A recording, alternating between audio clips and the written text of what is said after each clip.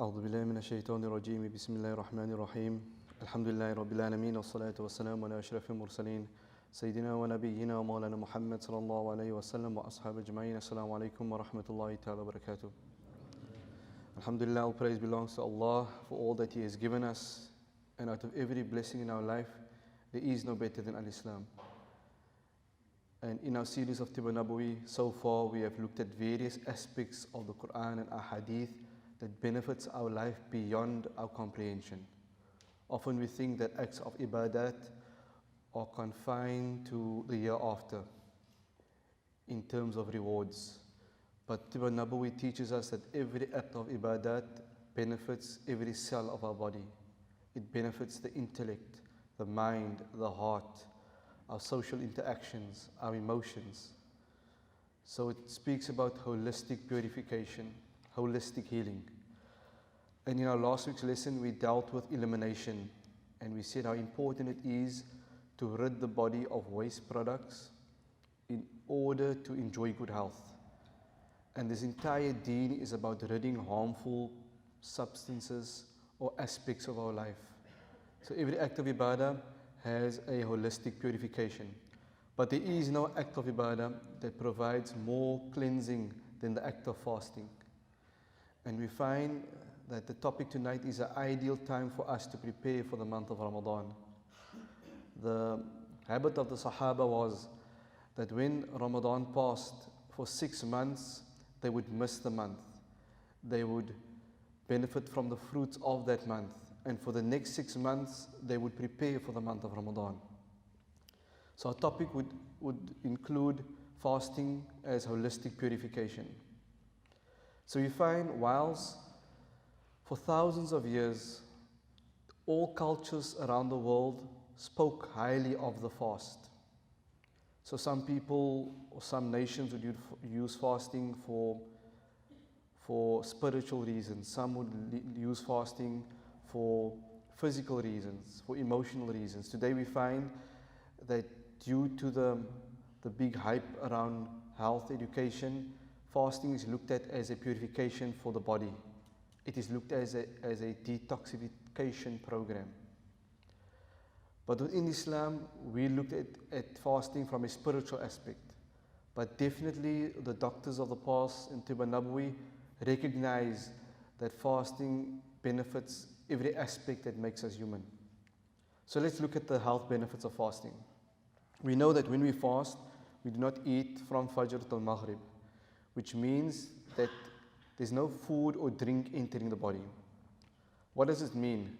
We have to recall the lesson on Sunnah nutrition, where we recognize that everything we eat can either be a slow form of poison or harm, or it can be an antidote which fights disease. So everything we eat can be categorized in being good for the body or bad for the body.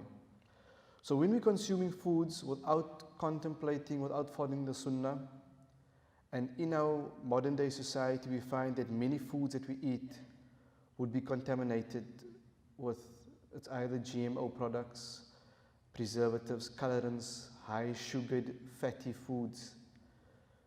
And when those foods enter the body recognizes many of the foods that we eat as allergens. So it starts to fight off the food. So for many of us, we have this underlying mild inflammation taking place, where the body is trying to fight off harmful substances that enter the body, but we see it as food. The body recognizes it as tampered food, meaning impure food. We said that we have been created on the fitrah, and our natural inclination is to consume that which is alongside our creation. So when we consume foods that grow from the earth in its natural form, it's easy on the body. The digestion process would be with minimal harm. So definitely the body is inclined towards those type of foods. So during fasting, the number one benefit is that when we are not taking in foods, the body's immunity, the energy that it used to fight off food allergens, there's energy and heat available. Otherwise, the body will be working overtime. So that means there's a toxin decrease that enters the body. So when food enters the body is working hard. The digestion process takes hours, sometimes beyond 10 hours, up to 12 hours. It takes a lot of energy and a lot of blood supply. So whilst we're eating, the blood rushes to the digestion, to the digestive tract in order to feed the different processes, and there's heat being given off, and it's an extremely intricate, intense process. So when the digestion has the rest, the body can focus on cleanup, on detoxification. So we find that the toxicity level is low. So now the energy of the body is redirected towards healing. So the stomach lining that would otherwise feel inflammation, the heartburn that we suffer, the bloatedness, the flatulence, we find that we don't have it while we're fasting because we have limited the increase of food. The body's immune system, the army of the body, the policemen in the body, the white blood cells are on high alert. So think about a war zone. If there's continuous bombardment of the enemy all around the borders, and they're attacking from all sides, the army is under pressure. If they attack at a different side where there's weakness, the enemy will enter. So likewise with the body. As the body is fighting off all these allergens and toxins through the process of digestion, when a certain bug into the body, all the body's strength, the strength of the immune system cannot be focused on that bug alone because it's busy with all the other toxins. But when the food is limited in the body, when we go through the process of fasting, we find that the immune system is heightened. The immunity is more alert. And this can be seen via blood tests. So the T lymphocytes that we call them, white blood cells, natural killer cells, tumor necrosis factor, all these biomarkers of immunity improves during the fasting state.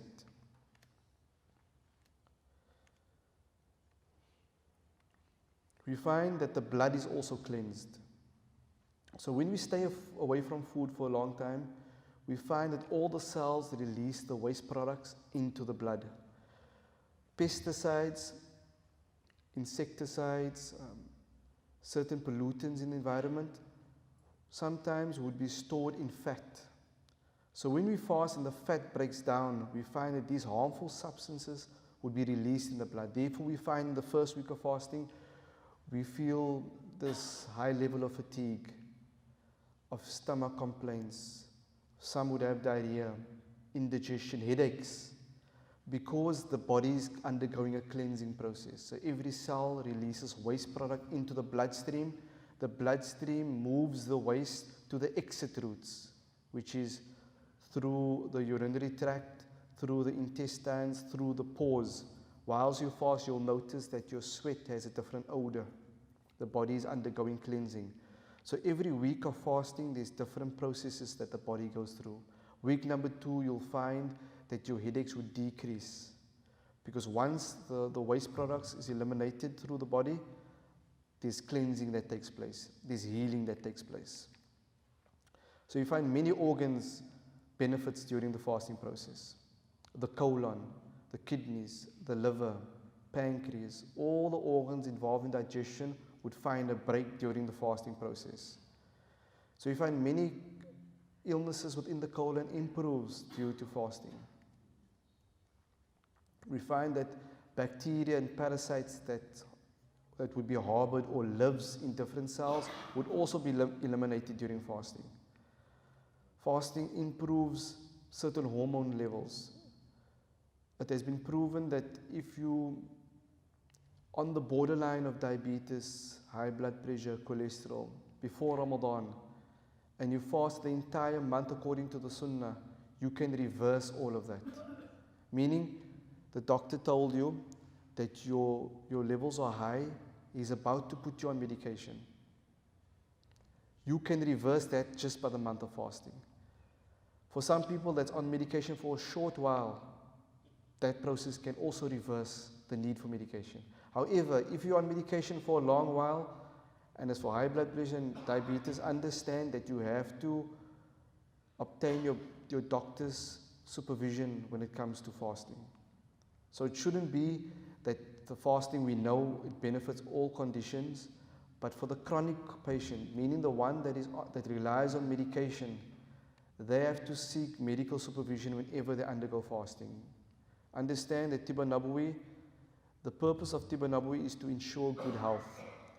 But at no means should your health be compromised because of an act of ibadah. So the act of ibadah does not go beyond your health. Therefore we find these concessions in the deen. We find that if you have a certain illness, that you can perform wudu with dust. So tayammum becomes permissible for you. You can perform salah on a chair.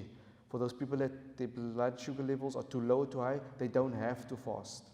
But we have some people, because they believe that they have to fast and they can't miss out, they put their bodies into severe distress. So the fasting can actually become makruh for some people, or even haram, when the doctor advises you not to fast, but you still go against the doctor's advice and you harm the body.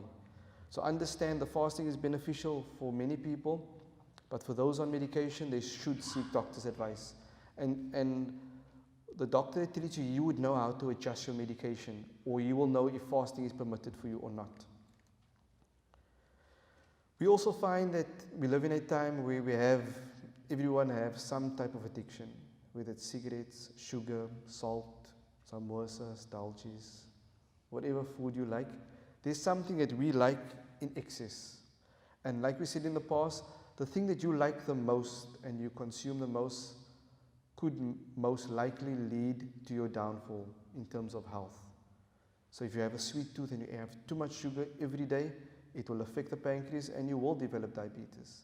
If you love fatty foods, you eat it every day, it will lead to high cholesterol.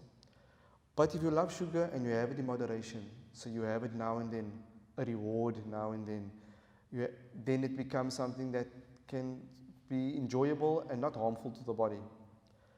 So the month of Ramadan presents an ideal opportunity to reduce our cravings and our addictions, whether it be smoking, whatever foods we love, high caffeine, because in a state of fasting, the body returns to its natural state, its fitrah. And whatever food we have at iftar time will be enjoyable to the body. So the body craves good, nutritious food. So if you're not a person that enjoy good, healthy food, if you're fasting and you break your fast with those foods, it becomes enjoyable. Because you're in a state of mild starvation. So that food that you previously disliked that could be good for you becomes palatable. It tastes like the best food. So the fast can be used to curb our cravings.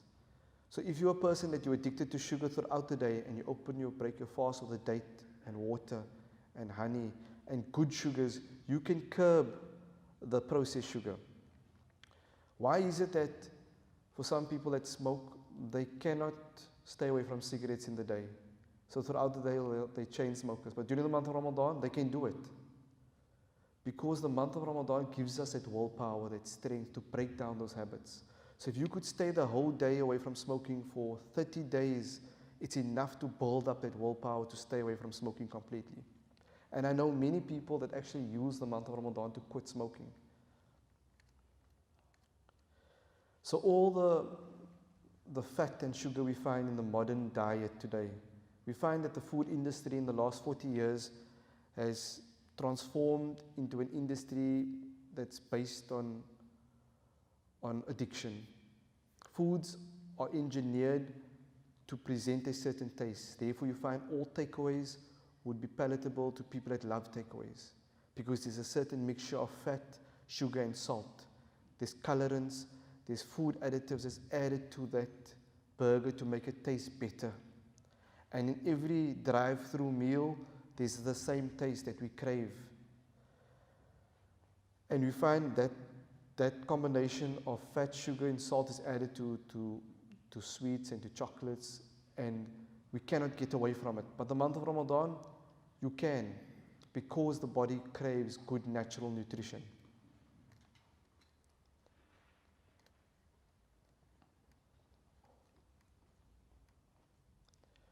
We find that when we have a high toxic load on the body. When we undergoing impaired digestion, every organ suffers. Every organ is exerted and works extra hard. But during the month of fasting, because we have a decreased toxic load, which means there's decreased wear and tear, the body is able to regenerate at a better rate. So which means the functioning and the longevity of your organs is improved. So fasting can slow down the aging process.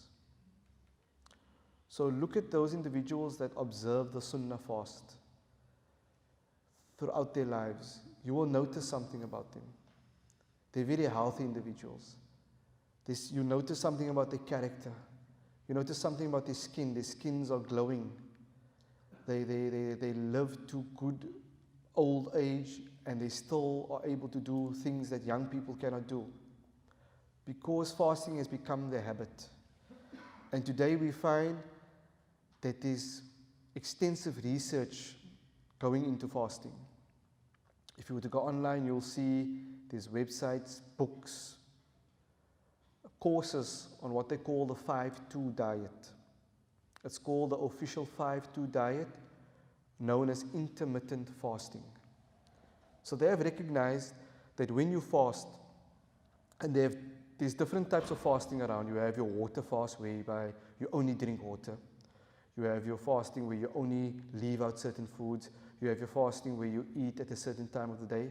So they've done studies on all of these types of fasting, and they recognize that the Islamic way of fasting, which means to stay away from food from Fajr till Maghrib, is the most beneficial type of fasting on the body, for the joints, for the blood pressure, sugar levels, for the heart, for regeneration of cells. And then they notice that when you fast about 2 days a week, they came up with this. I'm not sure if they came up with it or they looked into a hadith, but they came up with a combination of 5-2. It's called a 5-2 diet.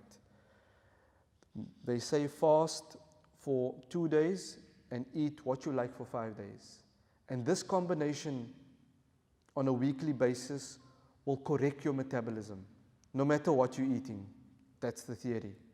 Because that 2 days of fasting does enough regeneration, cleanup, detoxification to correct what took place in the last 5 days. And they call it the 5-2 official diet. And many people are following it, especially in the UK, in Australia. And people are showing results, and the studies are conducted by doctors, medical doctors. So they're conducting research, extensive research, and there's people losing weight, improving cholesterol, improving the sugar levels from the 5-2 diet, what they call the official 5-2 diet. If you go online, you'll see there's enough information online. What's more astonishing about this 5-2 diet, the researchers mentioned that the best days to fast would be the Monday and the Thursday. Why? Because in modern society, the weekends are the times when we eat crazy, where we go to our functions, and whoever follows a strict diet in the week, the weekends you can't help it, and you tend to overeat. So they say to fast on a Thursday would be a good prep. You're preparing the body for the weekend. And to fast on a Monday is a detoxification of what happened the weekend. So they say the best days to fast in the week is a Monday and Thursday. And for those of us that know the ahadith, we know the Prophet ﷺ lived by this. He fasted on a Monday and a Thursday. And this is recommended in Tibba Nabawi, not for the medical reasons. It is recommended for the act of ibadah. But we mentioned that when we perform our acts of ibadah the way the Prophet did, then we benefit medically, emotionally, intellectually. So our number one reason for doing any act of ibadah is to worship Allah. But when we do it to perfection, the way the Prophet ﷺ did, we see through Tibba Nabawi that all other aspects of our lives is benefit or improves. So understand a good way to prepare for the month of Ramadan is to adhere to the Monday and the Thursday fasting. What's also very significant, the Prophet also mentioned that the 13th, 14th and 15th of the month is also a good time to fast. And we find when we look at the cycle of the sun and the moon, different cycle of the phases of the moon, that the 13th and the 14th of the month coincides with the changes and our body, our physiology, our cells are in line with those changes. We also find that in cupping therapy is recommended on the 19th, on the 17th, the 19th and 21st of every month, which also coincides with the cycle of the moon. That would just be past the spring tides, which means the ocean levels are very high. So all the world's lakes and rivers, the tides are higher. So we're made of 70% water. So during those times of the month, the toxin level is very high in the blood. It's close to the surface.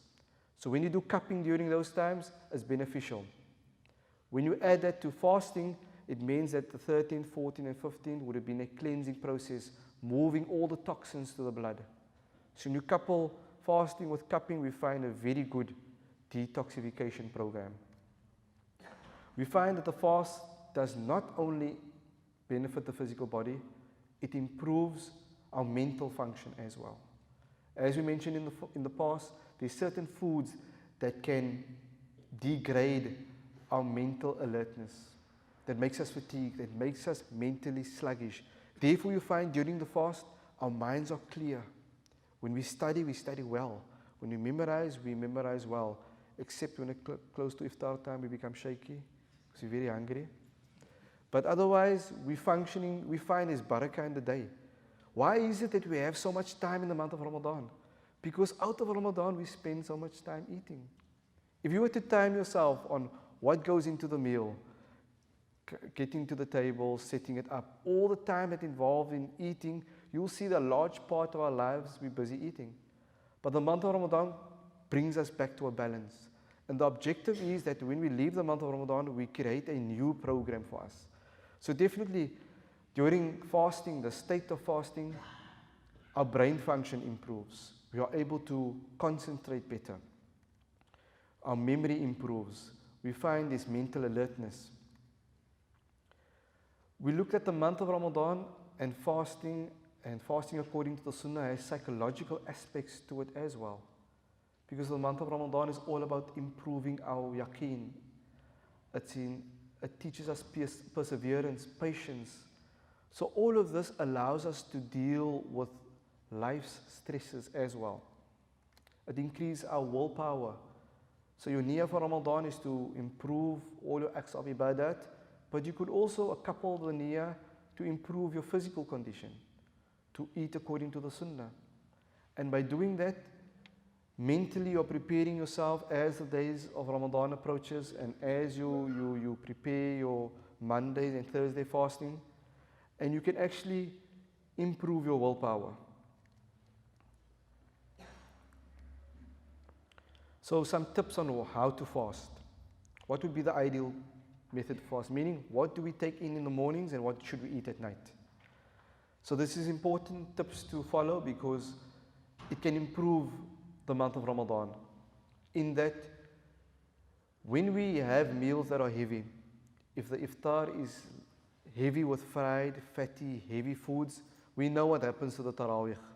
We may cut it a bit short, or we may not make it to the masjid because the body is tired and sluggish. So what we want to do is we want to maximize in the month of Ramadan all our fasting program that we want to do Mondays and Thursdays. But what we consume has everything to do with how our body processes the month of fasting or the fasting process. So about 3 or 4 words to use when choosing any types of food to start the day with. So your suhoor meal and your iftar meal. 4 key words from the Tib an-Nabawi would be to consume that which is pure, simple, wholesome, and suitable. Because foods can be pure, simple, and wholesome, but it might not be suitable for your body, for your constitution. So eat foods that agrees with you. So without a doubt, water is the ultimate cleanser. Most of us, we do not drink enough water, or we find that water might not be pleasant tasting because we're used to high sugar drinks. But understand that water, there is no replacement for water. Water is what the body craves. And when you fast, there is no time more than water is needed during the fasting because the body undergoes cleansing. So long before the fast, you should be ensuring that you're hydrating properly. Because during the months of, while you fast, the body is being cleansed, toxins enter the bloodstream, and it's moved to different parts of the body for elimination, and water facilitates it. So wholesome foods would be the foods that grow in your environment. So the oats from our environment, millie meal would be the best food for us because we come from the same environment, the geographical location, the food grows in the same climate. So there's antidotes in the food that Tiba Nabawi teaches us, that eat the food of your location because that's the best food for us. So we find the Prophet ﷺ loved milk. We say that goat's milk is one of the purest and most nutritious milk. Start the morning with dates. Without a doubt, dates provides the best nutrition. It has B vitamins. It's the most complete food. It's an energizing food. The Prophet ﷺ said that in the suhoor meal, in the pre-dawn meal, you will find barakah. Meaning that meal had at suhoor will sustain you for the entire day. But choose wisely. Choose foods that are easily digestible. The Prophet ﷺ spoke highly about certain cheeses. Start the day off with nuts, seeds, which is so beneficial for the body. So this can be added to your cereal. Dates and honey can be added to the cereal. Dry food can be added. Ensure that you're having fruits. Fruits from the Sunnah is highly beneficial. We said that pomegranates, especially pomegranate juice, is recognized as one of the most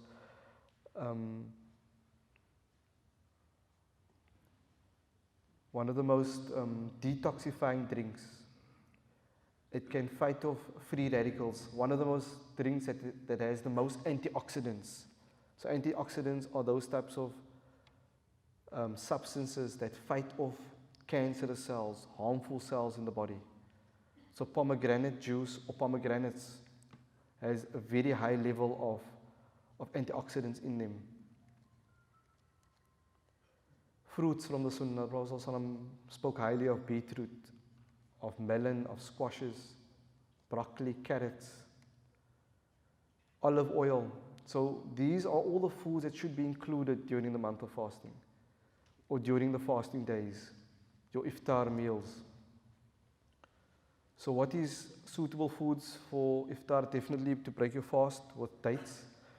It's not only recommended from the Sunnah, but it suits the body's needs. Staying away from sugar or food throughout the whole day means that the body is starved of sugar. And dates would be the best readily available sugar. It's absorbed very quick into the body. Water. We also said that eat foods, try to avoid drinking very cold beverages when you break your fast, because the body is inclined towards food that suits the body's temperature. So the ideal meal to start off would be soup. There's different types of soups, broths. We'll find that this is very prominent in all our cultures, in our traditions. The halim that you make. We know that the Arabian dishes, the talbina, which is a barley type of broth, a barley type of soup, very nutritious. Soups that have dals in it, chickpeas in it. And at the time of fasting, when you open your fast or break your fast with a good nutritious meal, these foods would be well absorbed and it goes to the correct places.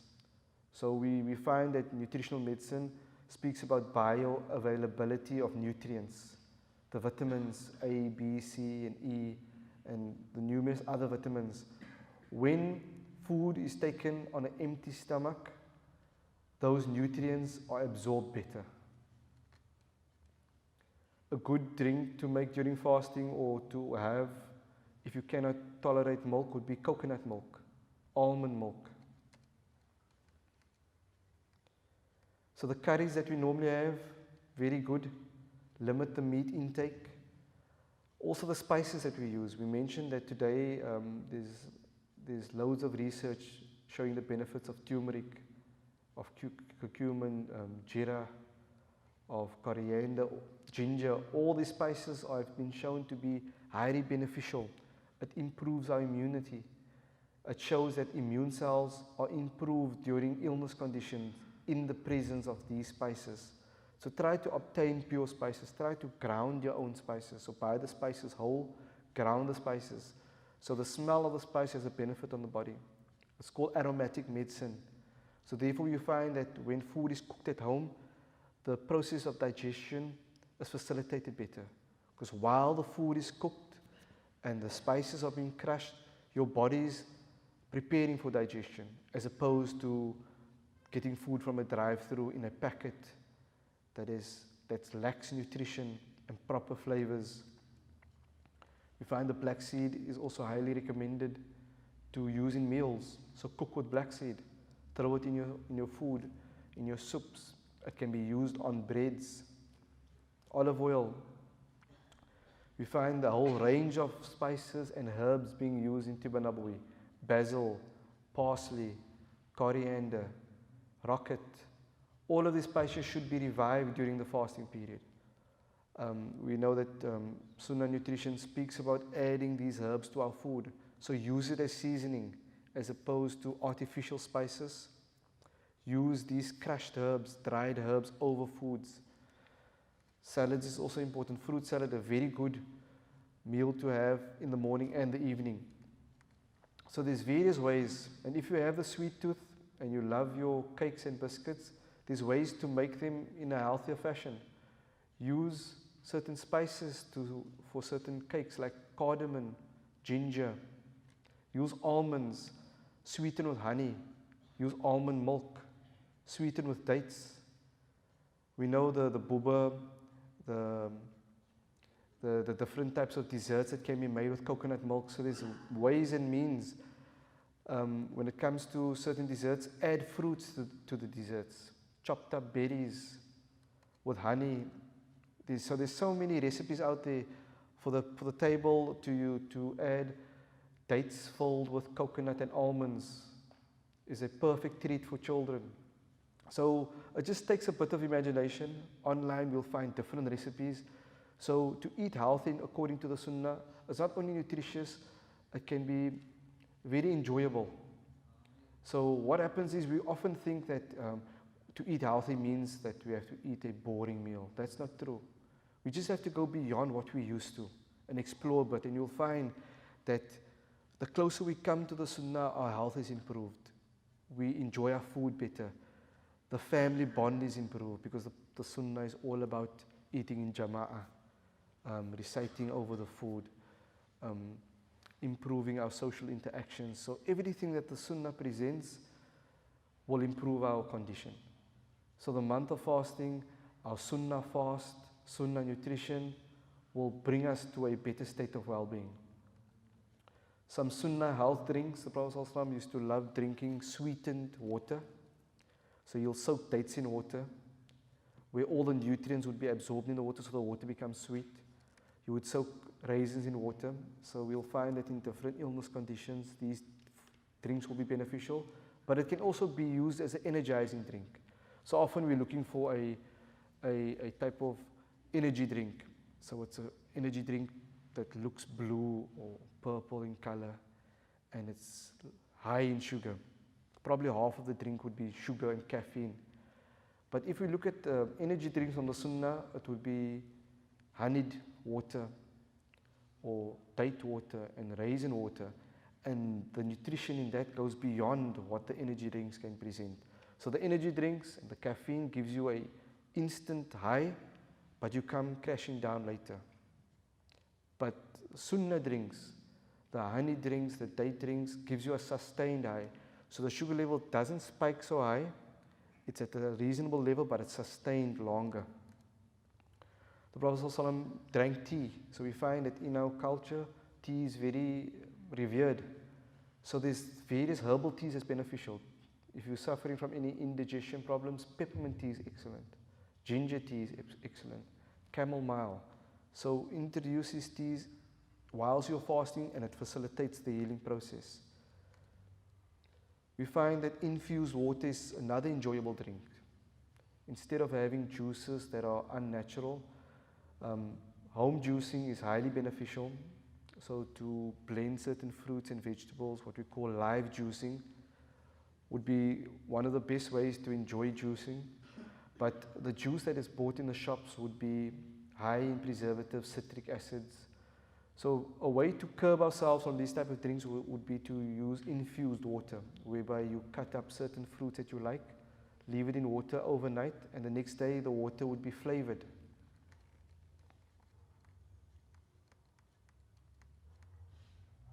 And also to remember that to drink according to the Sunnah would facilitate good digestion. It will allow us to have rewards of the Sunnah and make the actual experience of drinking to our benefit, because there's ways of drinking that can harm us. To drink water out of a liter bottle is harmful on the digestive tract because water is being forced. The Sunnah teaches us to drink 3 sips at a time, not to breathe into the vessel.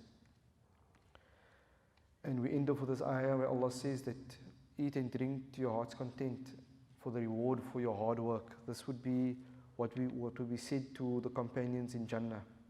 So understand that when we practice Tibba Nabawi in the dunya, we are preparing ourselves for this ayat in the Jannah.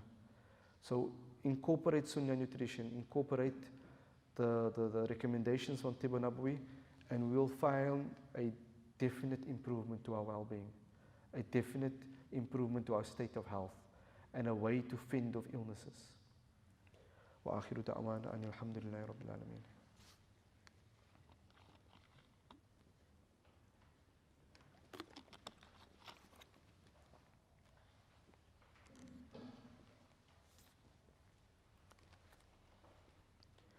The question is, are the good properties of olive oil destroyed by heat? So we find that in the literature, the research, there's conflicting evidence to this.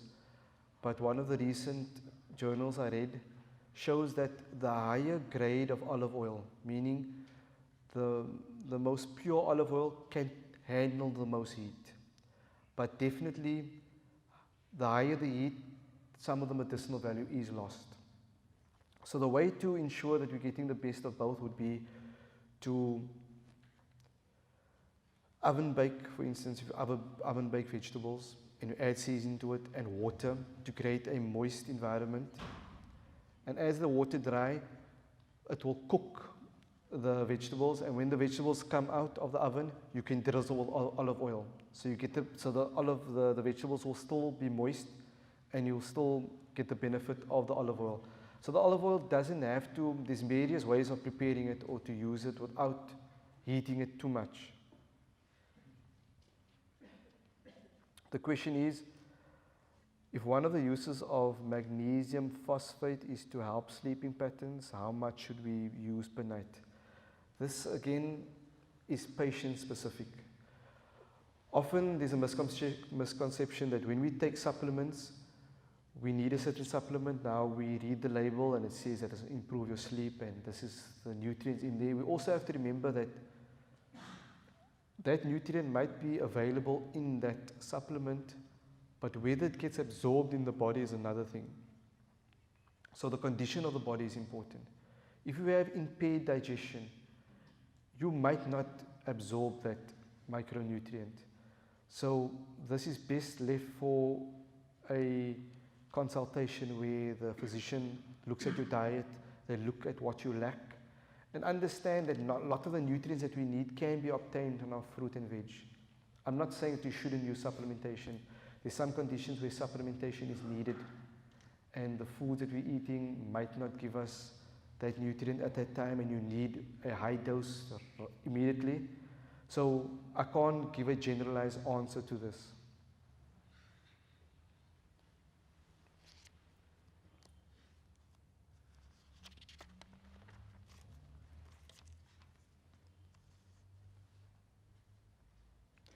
The question is,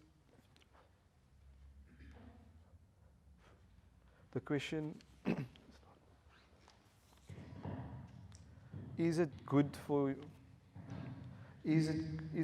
your body to work out while you're fasting? Meaning, is it good for you to continue with your gym or swimming, whatever strenuous exercise? If you were doing it before fasting and you're doing it for a while and you're fit, it would be fine, but to decrease it a bit, knowing that your body does not have the same energy intake. However, during the fast, it isn't a good time to start a program, an exercise program. If you're young and you don't have any illness conditions, to start any exercise program will be fine. However, if you're over the age of 40, over the age of 35 for some, and you haven't done exercise in your life, and you want to take up an exercise program as strenuous, consult your doctor. Because there's many cases where people that's so-called young, 35 years old, they start doing heavy gym work, and they suffer a heart attack in the gym, because the work is too strenuous for their body. So understand that Tibba Nabawi also teaches us about gradual moderation. So when you introduce something, do it gradually. The body and the nafs hate harshness. So therefore you cannot go from one extreme to another. So tone it down a bit. Like Imam Ghazali teaches us on how to curb our excessive eating. He says that you cannot be an excessive eater and fast the next day completely. Rather, every night decrease one morsel of food. So likewise with exercise, start off with brisk walking. Brisk walking is the safest. So just 15 to 20 minutes of brisk walking a day is fine. Increase the rate if you can handle it. And basically your body tells you what it can handle. If your body starts to cramp up, it means that the lactic acid has built up and you have to stop. If you push it past that, it can be detrimental to you. However, there's some individuals that can handle it.